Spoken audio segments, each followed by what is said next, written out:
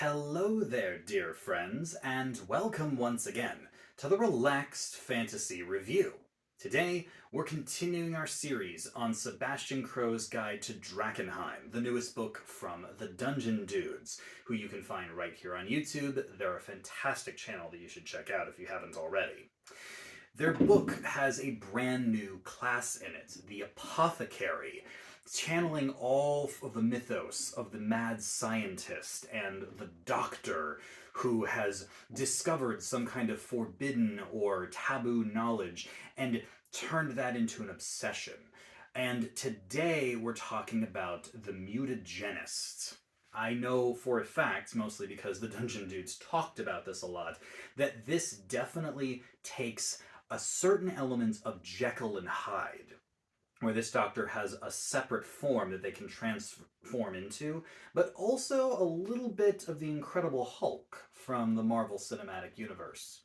We'll talk about the details in just a moment, but before we do, I'd like to let you know, Relaxed Fantasy Review has memberships. For just $1 a month, you can support me here on YouTube and get a couple benefits. First, you get a little badge next to your name in the comments, letting folks know that you're a supporter. But also, you get early access to the videos. I upload videos 3 times a week, Monday, Wednesday, Friday, and I upload them a day early for members only. So if that interests you, you can click the join button just below the video down there. I'd love to see you in the comments. If not, that's totally fine. I really appreciate you watching the video anyways. Thank you for watching and supporting me here on YouTube. So, the Mutagenist. Apothecaries choose their subclass right from level 1, and straight away, what we're going to get is we're going to get the ability Natural Philosophy. Now, what's cool about this is that apothecaries get a lot of proficiencies when they create your character. Your class features grant you any tool proficiency of your choice, and then one of 3 alchemist, herbalist, or poisoner's tools. The Mutagenist says, hey, whichever 2 you didn't pick, just have those as well. So you get one of your choice, and then you get alchemist, herbalism, and poisoners. So yeah, that's nice to just not have to choose. You also gain the nature skill as a proficiency and 2 additional languages. So just lots of utility here. And the Dungeon Dudes have been really good about tools. They've actually introduced feats that empower tool use more than the base game. So if you've got the book, you definitely should check out those. And it means that the stock of tool proficiencies has risen. I love language proficiencies. I think that they're awesome for role-playing. And the nature skill's nothing to scoff at. I say that this is actually a 10 out of 10 way to start your game. The other thing you get is mutagenist spells. Now, mutagenist spells are spells you have prepared all the time. And they're okay. There's a couple unique spells that they have that I haven't really studied that hard yet. So I'll be doing spell lists on their unique spells later on. You get a couple standouts. Haste is on there, can't complain about that. Polymorph is on there, which is honestly almost worth it by itself. And then also Reincarnate, interestingly enough. There's some cool ones, there's some niche ones. I say 7 out of 10 for the list. It's got some real gangbusters, but there's just a couple of them, you know? Now, at level 3, you get your main feature, the thing that the Mutagenist is all about, and that is the Transmogrifying Elixir. This is an ability that you use a spell slot and a bonus action. And for the record, apothecaries are short rest casters, so these are spell slots that come back on a short rest, just like a warlock, so they're quite easy to get a hold of. Use a spell slot and your bonus action, and you transform into a different form. This is a very cool mixture that kind of resembles Wild Shape, but also kind of resembles Barbarian Rage. Firstly, you grow to large size, which is kind of awesome.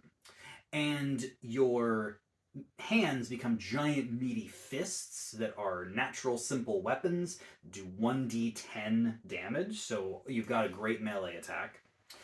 And what happens to your stats is interesting because your strength and your intelligence switch places. Because apothecaries aren't normally strength based, they're an intelligence caster, like a wizard or an artificer.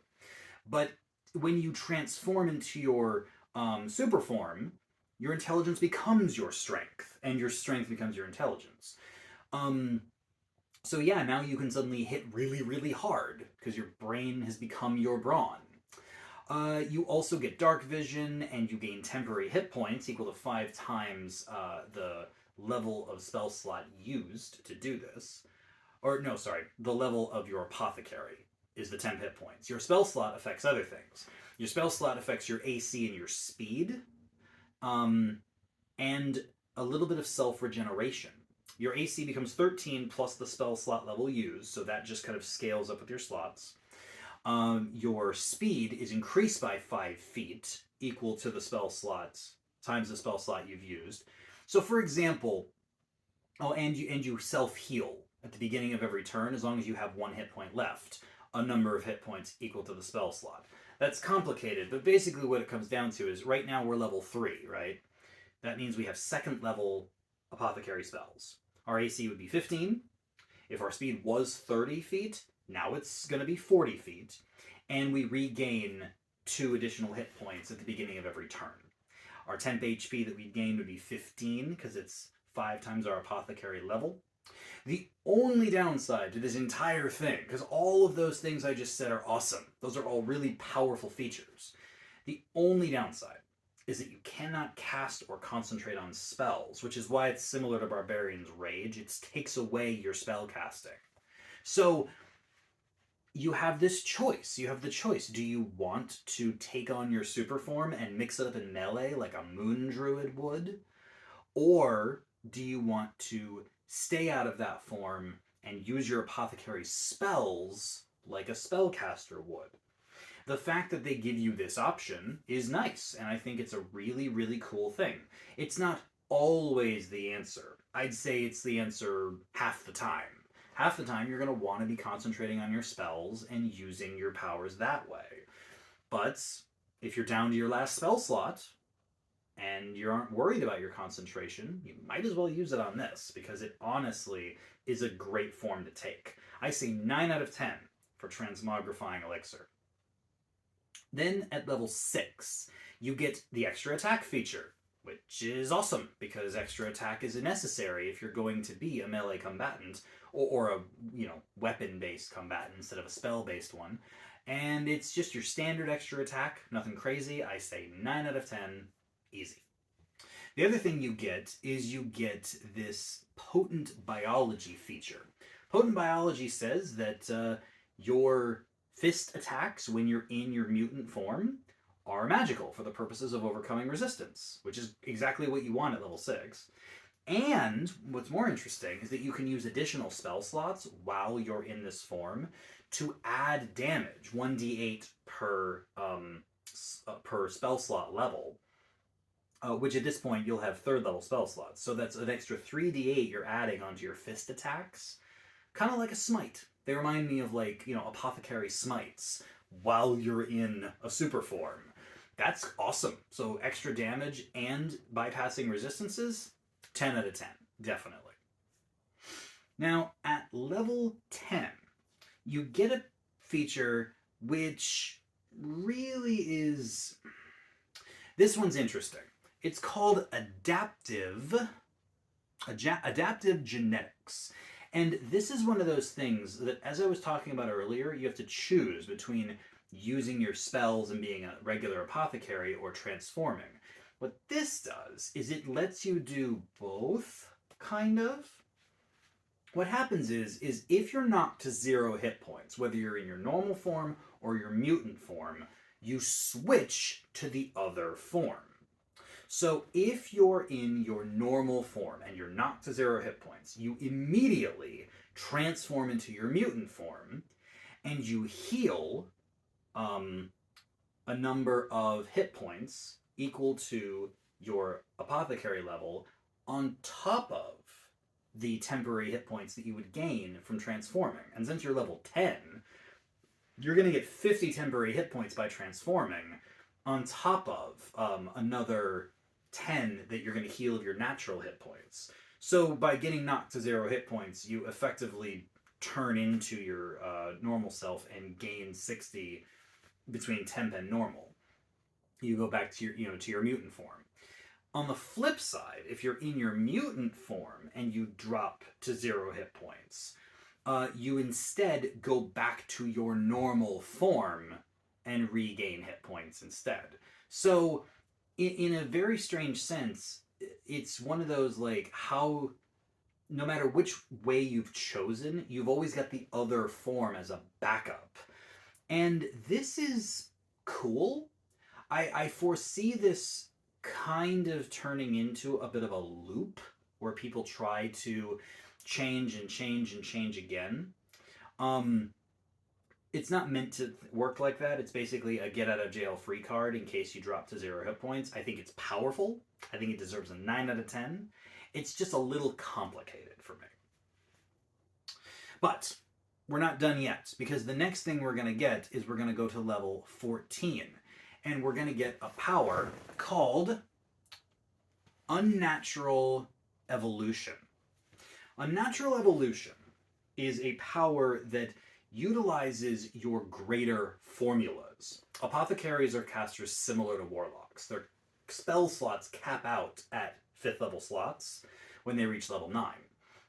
But then at the later levels, they get greater formulas, which work like Mystic Arcanums, where you can once per day cast a 6th, 7th, 8th, and 9th level spell slot. The Unnatural Evolution power says that you can use your greater formula to transform into your mutant form, as if you had used a spell slot of that level. So by this point, your AC is going to be 19 when you use your 6th level greater formula. Your speed will have gone up by 30 feet instead of 25. You'll regain 6 hit points every turn, yada yada. What's more is that you'll get an additional power when you do it this way, when you use a greater formula specifically. You can either gain a flying speed as wings grow out from you. You can transform into huge form and gain a slam attack and do extra damage with that. Or you can transform into a cerebral form, where you can maintain concentration on your apothecary spells and damage can't break that concentration. I forgot to mention the flying form also gets a once per rest breath weapon. So basically you can transform into a mutant dragon-esque creature, or into a giant ape type creature, or into a cerebral brain creature which can focus on spells. And you choose when you transform. This takes what was already a good combat form that lacked a little bit of utility and was a little more of just a, punch thing, and gives it the powers it needs to compete with the high level casters. And you can even keep your concentration if you would rather. This is absolutely what I wanted to see from the mutant forms. I would have preferred to see this at level 10 instead of 14, but I'm not going to complain about it. It's phenomenal, and it takes it to 10 out of 10. Finally, at level 18, you get the power, the New Flesh. And this upgrades your transformation. It allows you, while you're transformed, to cast your spells. So if you chose the cerebral form, you can then just cast and concentrate on spells. Also, instead of your strength and your intelligence swapping, you keep your intelligence as it is, and your strength just rises to match it while you're transformed. So now you've got the brains and the brawn. You also can use your spell slots to heal yourself while you're transformed. And you have a pseudo-legendary resistance, where if you fail a saving throw, you can expend a spell slot and just succeed on it instead. What? Legendary resistance now? And you have several of them? Because by this level, you've got 6 apothecary spell slots? Whoa. Like, we have taken this to 11 and then taken it to 12 and 13. Like, we have gone so far that we are absolutely destroying the competition We are not only a giant hulking monster, we're a giant hulking monster that can cast and concentrate on spells, has legendary resistance effectively, and not only auto heals, but can self heal. This is crazy. And they have extra attack, and they can smite. It's nuts. It's absolutely nuts. And I give this 10 out of 10. I give the entire subclass a 9 out of 10. I think it's a little slow to start. The transformation starts off decent but not overwhelming, and then it scales relatively well throughout the level of the progression of the character. The level 10 feature confuses me a little bit. I still think it's good. It just could have been worded a little better, maybe. But I love the concept. I love the concept of the scientists becoming the brutes. And that idea of switching strength and intelligence was a genius move. Rather than saying your attacks use your intelligence, and then, other features that might use strength were weaker. No, they just switch. That's remarkably smart. And I think that the entire subclass deserves high marks. I think that it's like one little thing. Maybe if the spells were just slightly better, or if the form started a little stronger, or that 10th level feature was a little less confusing, I could see giving this a 10 out of 10 for sure. It's just right there on the cusp.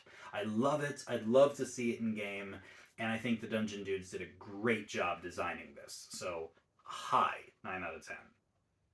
This has been the Relaxed Fantasy Review. If you enjoyed the video, please like and subscribe down below. Have a look for the join button down there, and keep your eyes peeled for more video reviews coming down the line soon. I've also included a link in the description that will link you to Ghostfire Games so you can check out Sebastian Crow's Guide to Drakenheim yourself. Have a good one, my friends.